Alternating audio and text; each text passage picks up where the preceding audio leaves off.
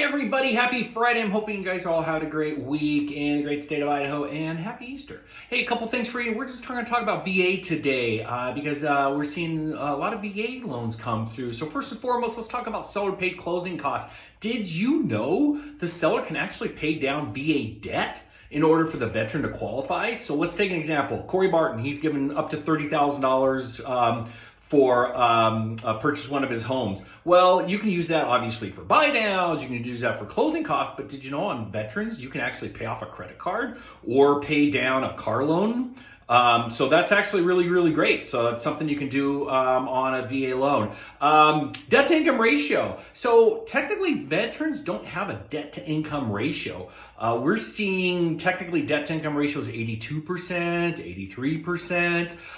What they really look at is whether or not the veteran has residual income. So we look at how much residual income after they pay all their debts off, and the VA underwrite takes that into consideration. So like for a two-person household, you have to have like a residual income of like $823. But let's say you had a residual income of $4,000 left over after you pay all your debts each and every month. That residual income is spectacular and you get a higher debt to income ratio. So just because a veteran has a high DTI doesn't necessarily preclude them from getting a house. Next, VA reconsideration of value. If an appraisal comes in low, the VA has a spectacular program called the Tidewater process. And I'm actually going to put a link down below. I have a website set up with that explains the Tidewater process and explains the procedure for the Tidewater process.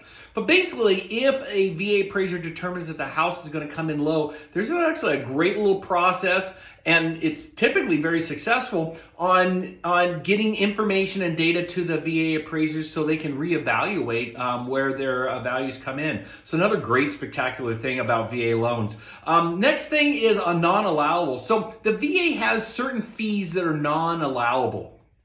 And these are fees like origination fee or title escrow fee, tax service fee, just various different fees that the VA isn't allowed to pay. It's not that the VA is not allowed to pay them. The VA is allowed, or the veteran is allowed to pay up to 1% of these fees. Anything over that 1%, then it's not allowed. But if you have like your title and escrow fee and your tax service fee and flood determination fee that is 1% of the sales price or less, the veteran can actually pay this.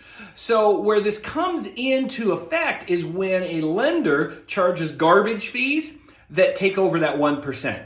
So as a listing agent, I see a lot of listing agents that say we'll pay all VA fees, and that's super awesome and stuff, but it's not necessary. As long as the non-allowable fees are less than 1%, the veteran can actually pay those fees. But like I said, it's only when like a lender adds in a bunch of garbage fees. Now, there are two fees that the veteran cannot, absolutely, positively cannot pay for, and that is real estate fees. So that would be like a real estate commission, and that would be like a transaction coordinator fee. The veteran absolutely cannot pay any real estate fees. Now, this comes into effect, and you may be seeing where I'm going, with the new rules that have come out regarding real estate transactions and buyers agents negotiating with listing agents and sellers. We have not actually seen a definitive answer from the VA regarding these real estate transaction fees. In theory, can a buyer pay a buyer's agent commission if the seller has not negotiated with the buyer's agent to pay that commission? The answer today is no on a VA loan.